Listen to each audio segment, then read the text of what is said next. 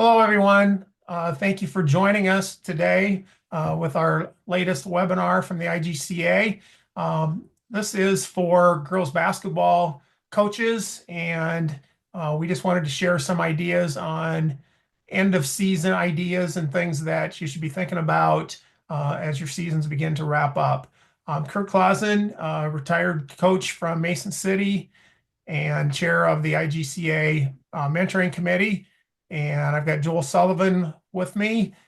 Joel is the president of the IGCA, and we're just going to go through and share some ideas with you. And you can get back to us and contact us at any point. Afterwards, we'll have our contact information at the end with any questions that you might have. Hey, folks. So my name is Joel Sullivan. I'm the executive secretary for the IGCA, and we're going to try to record one of these for each sport. This is for the 2024-2025 season, and we'll kind of roll these out at the beginning of the season. Then we'll give an updated version next year, and so our plan is to have a nice battery of these that we can work through over the course of several years, and then people can access what they need to. So let's go ahead and jump in. First thing I want to talk about today is the idea of end of season awards. So one of the things that's really important for IGCA is deadlines.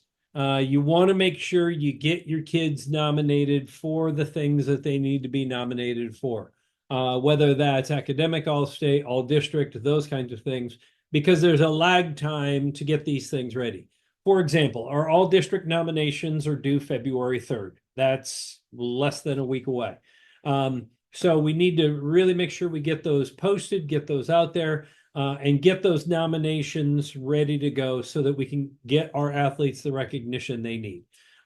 We start in basketball, we start with an all-district nomination, and then we gather all the names. There will be 750 names collected throughout all classes.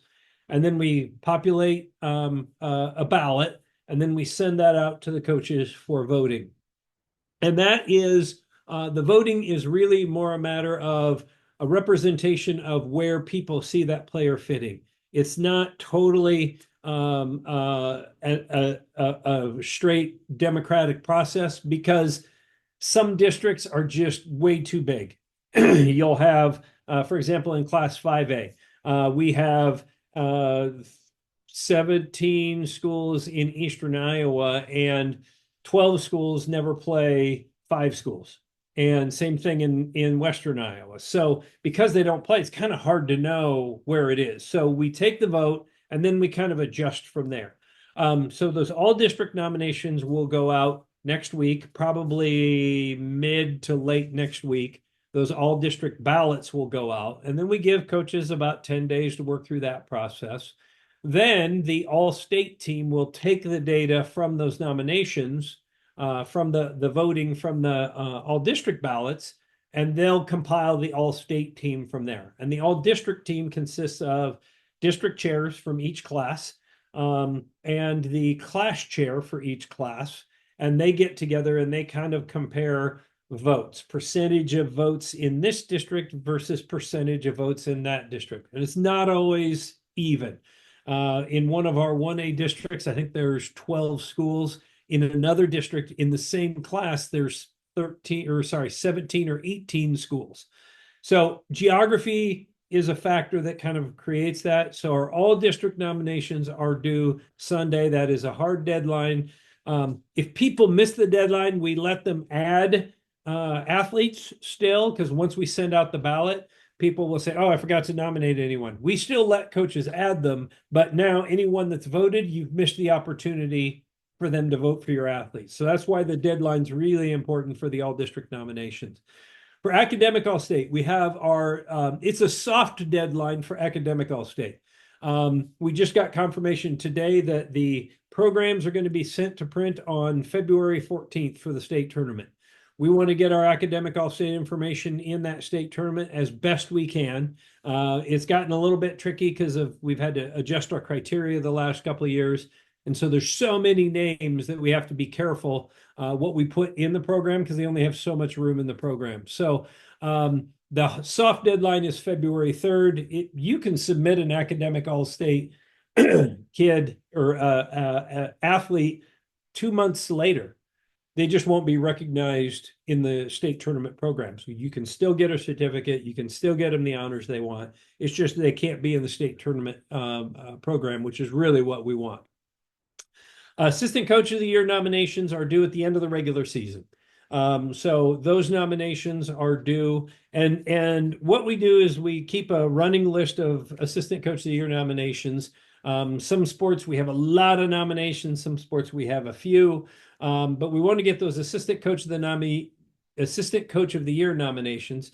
By the way, the links to all of these are in the preseason, midseason, and end of season newsletter. You'll be getting an end of season newsletter. You already got the end of season newsletter a couple of weeks ago, so that we can make sure that we're ready to go for those nominations. If you didn't get an end of season newsletter, I need to send one out. So I'll get that sent out here this week. I can't remember if I sent the end of season or not, but that'll have links to every one of these nominations in there for those.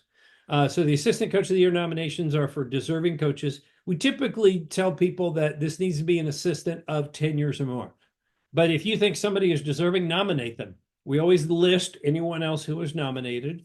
And so that Assistant Coach of the Year nomination, we recognize that coach at our All-Star game for the sport. We get them a plaque, and then we let the school recognize that assistant coach at a time that they see fit. Could be at a basketball game or at a track meet or football game, whatever they want to do. So we leave that up to the school to recognize them.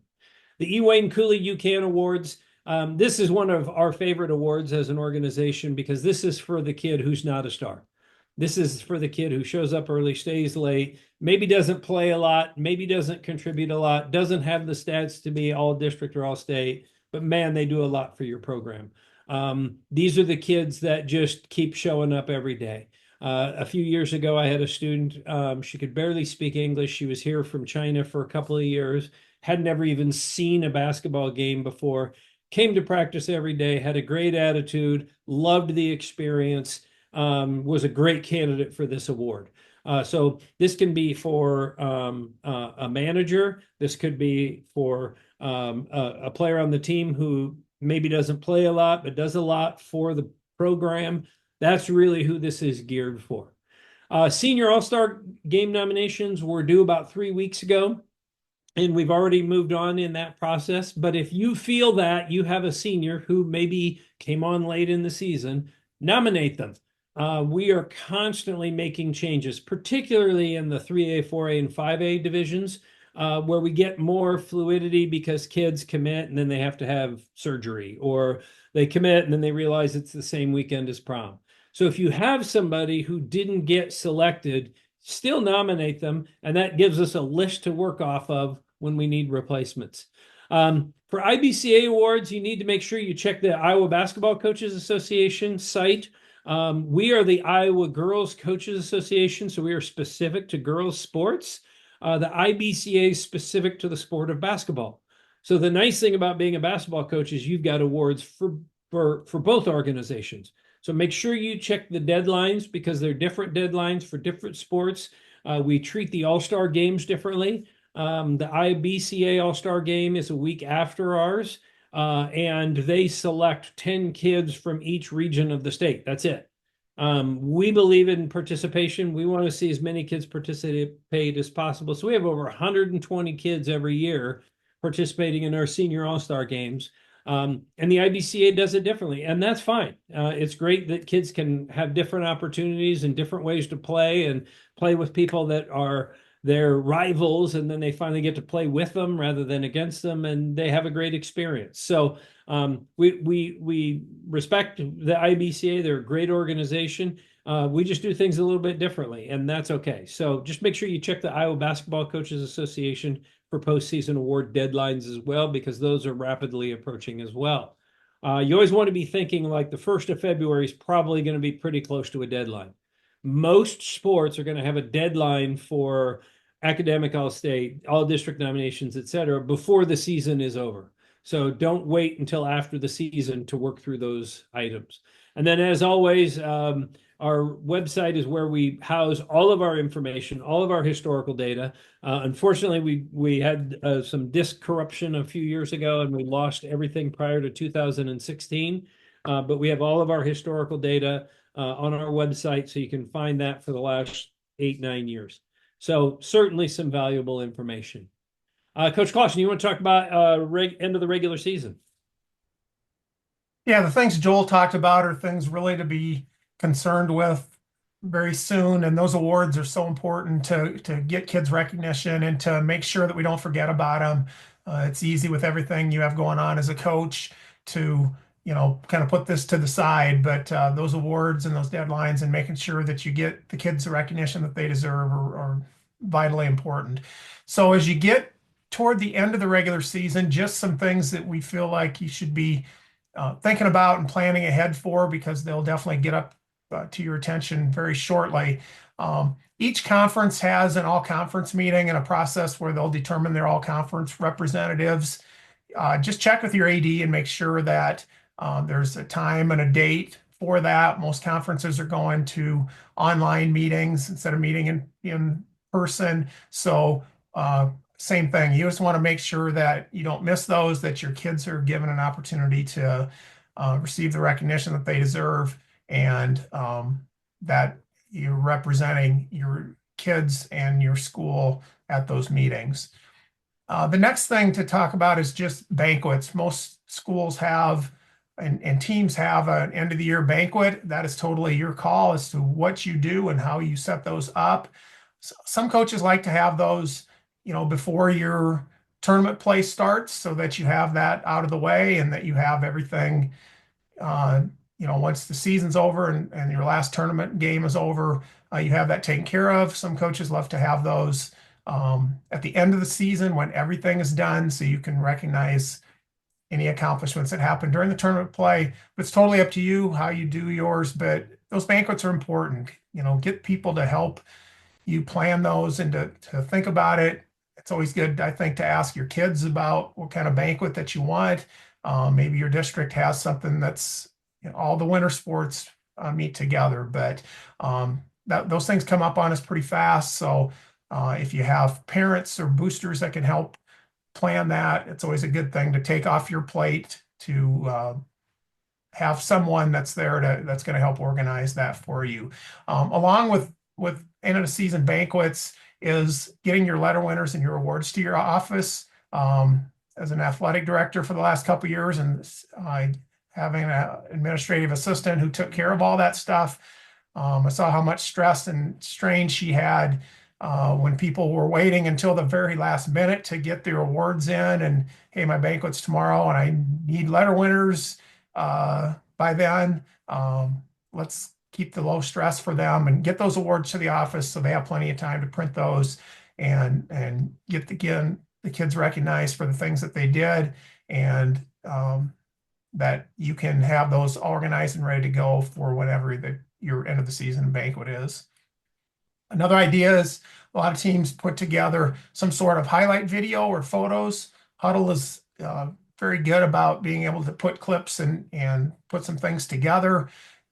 Maybe you have a manager or somebody that would be good at taking care of something like that. Always good thing to show at the banquet. Kids love to see themselves in action. Parents love to see that.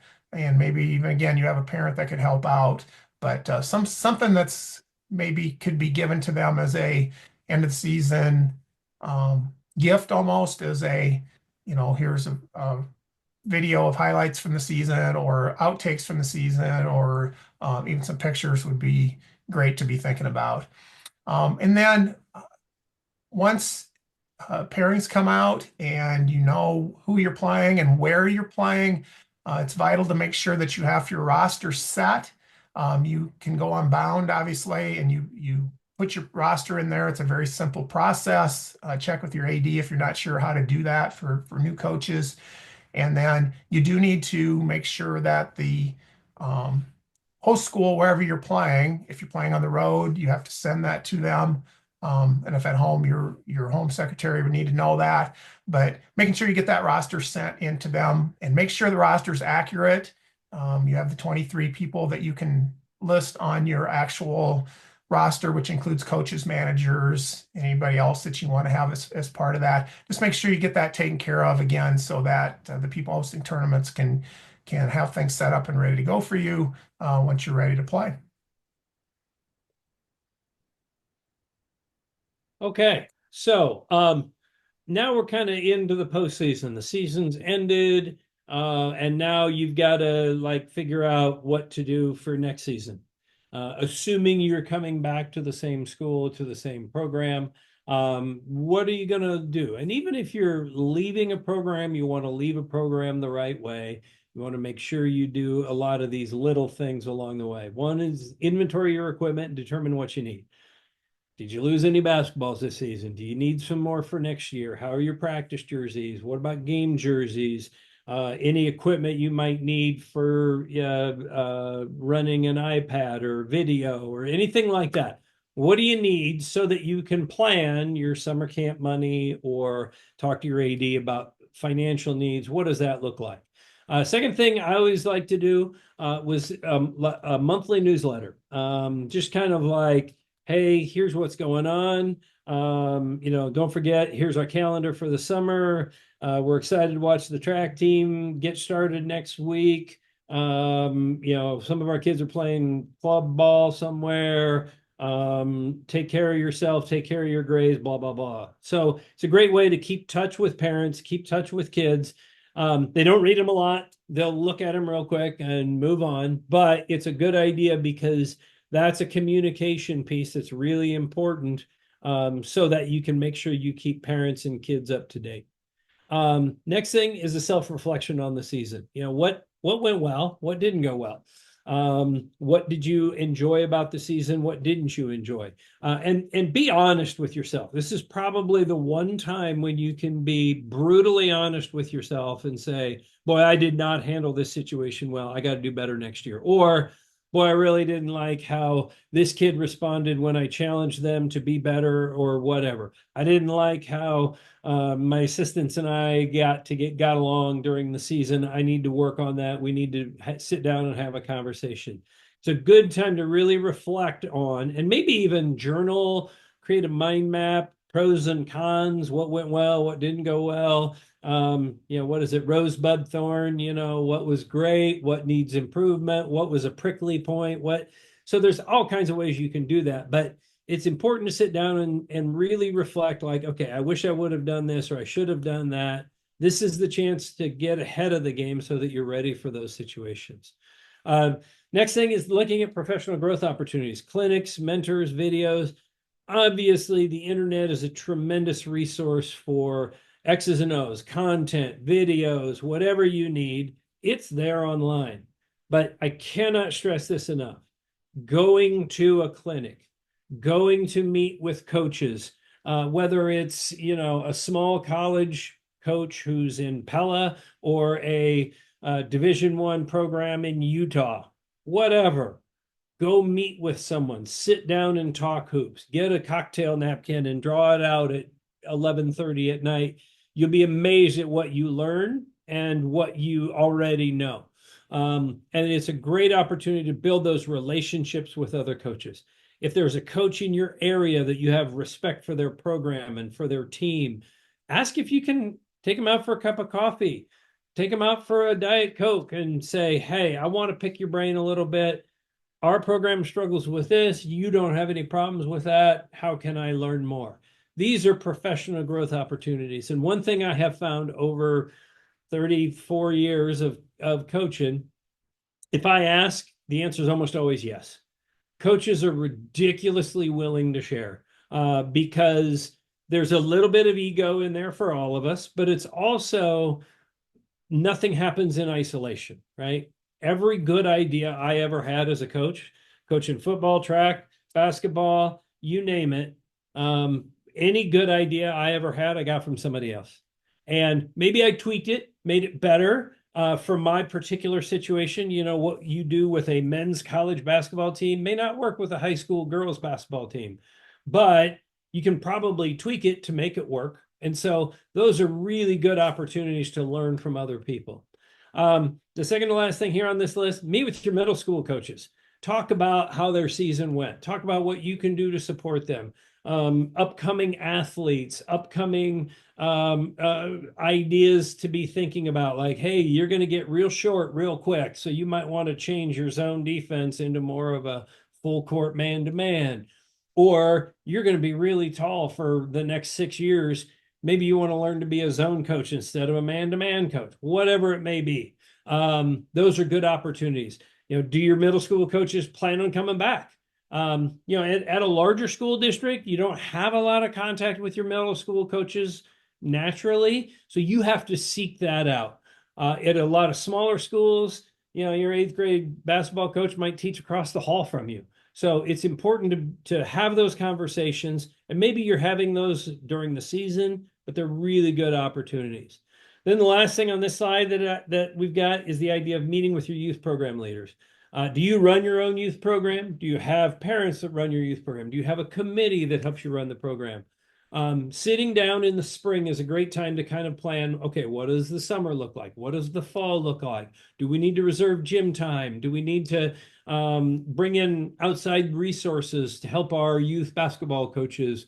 Whatever it may be, this is a great time to meet with those people and really talk through those programs.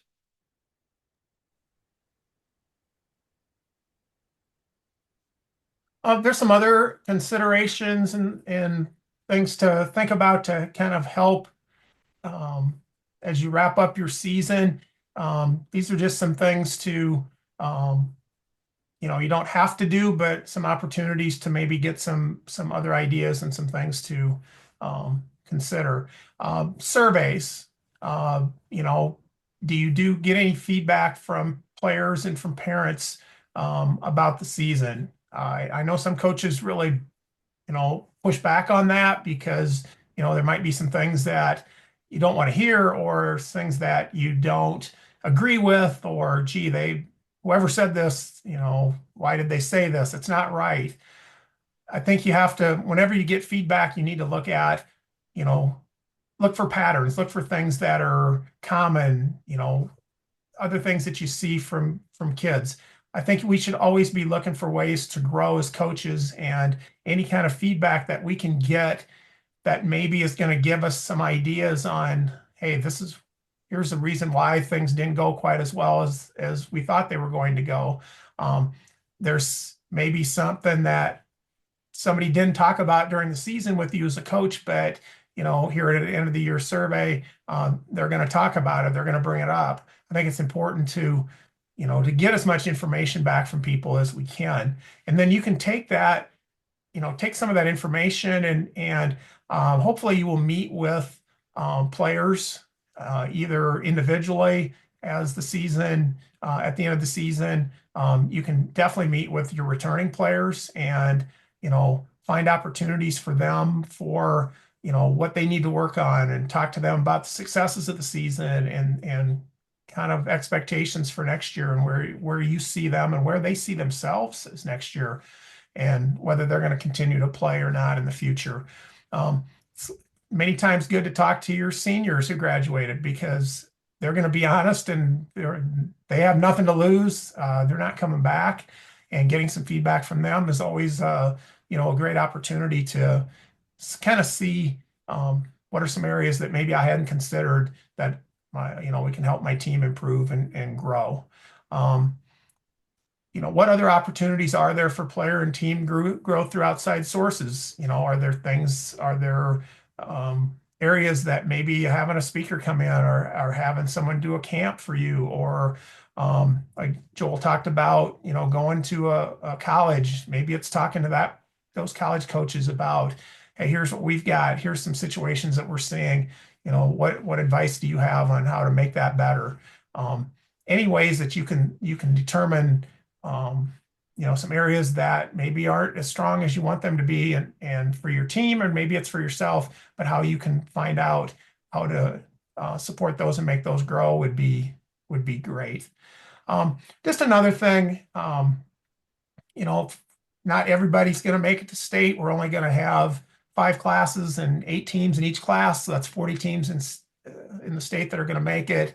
If your team doesn't make it, I would highly encourage you to find a way to take your team down to state, see if the booster club would, pay for the bus, and the school will let the kids out. Most of the time, that's going to be, a positive thing. It's a great way to end the season. It's a team building thing. It's an opportunity for your younger kids to experience that environment and hopefully have some encouragement to really want to, get there next year and be able to play. You can spend the day down there. You can go eat. You can do all sorts of things and just kind of end the season on a real positive note and make sure that you're ready for hopefully to take that next step next year because it's a great environment down there. The girls union does an amazing job of having different experiences for kids and people that are players have the opportunity to experience some different things down there. So if you get the opportunity, please take advantage of it and go from there. And then the other thing we would say would be to make sure that you take some time away and get your mind away from the game. Take that vacation, forget about things associated with your sport and make sure that you are you're ready to come back and do this again next year. There's a lot of stress we know involved. There's a lot of time that it takes to put in to really do things right. So taking that downtime and doing some things for yourself is something that you need to make sure that you do.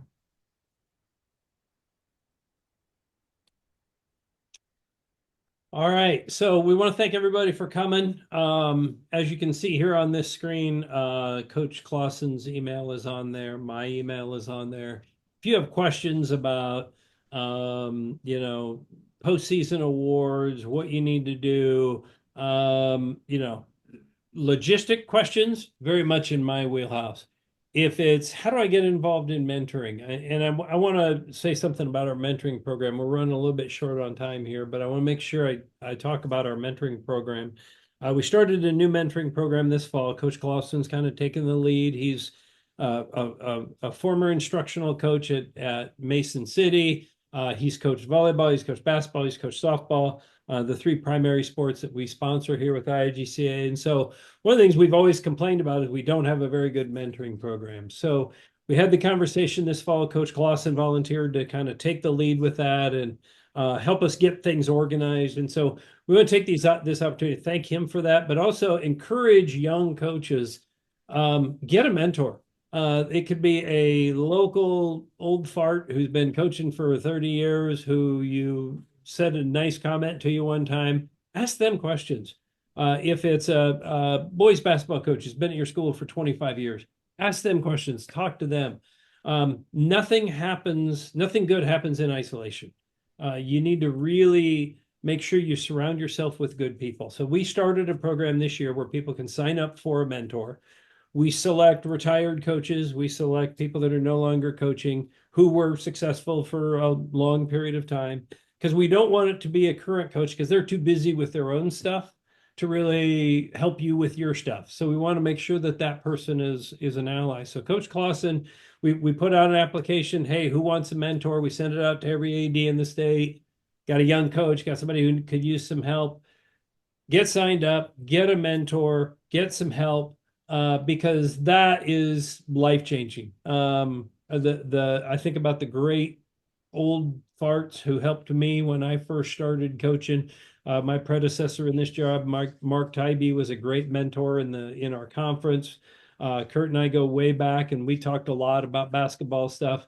Not so much as a mentor-mentee, but certainly bouncing ideas, sharing ideas, because we were in similar situations. It's important to have that kind of support network around you. And as we all know, the research shows that if you can make it past year 3 as a coach, you're probably going to stick with it for a while. But the profession of teaching and the profession of coaching, there's so much pressure on that position.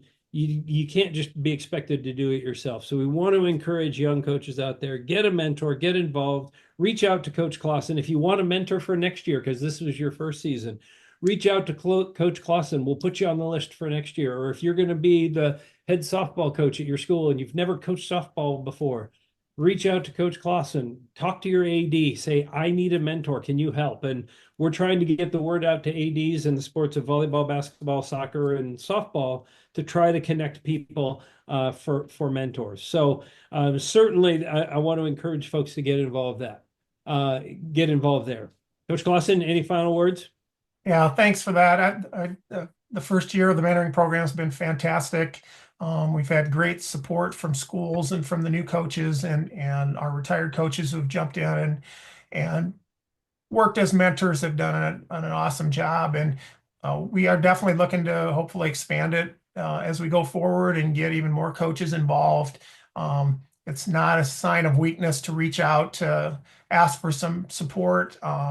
As Joel said, he had a mentor. I had one, and Jody Mask, when I started at Newell Fonda, who got me through a lot of really tough days and ended up being the reason I got into girls basketball. And it's always easy to think that we should have all the answers and everybody else is doing their own thing. But Joel said it. He and I spent a lot of times in conversation, and on the floor we were trying to do everything we could to beat each other and win the games. But when the games were over, we knew we were both doing the same thing and had families and were wanting the best for our kids and just wanted a great experience. So it was great to have those people to reach out to and have those conversations. So yeah, please reach out to us at any time going forward, whether it's going to be your next year, your second year, or you feel like you would like to get set up with somebody, just let us know and we'll get that taken care of. Otherwise, I don't think we have anything else. Again, if there's anything that comes up with questions that you have for the end of the season, please reach out to us at the email addresses below. Best of luck as you finish up your season and you start tournament play. It's an incredibly exciting time of the year. Make sure you take a deep breath and keep being there for the kids and providing those great experiences for them and take advantage of the opportunities that you have here to end the rest of the season. Thanks for watching, everybody.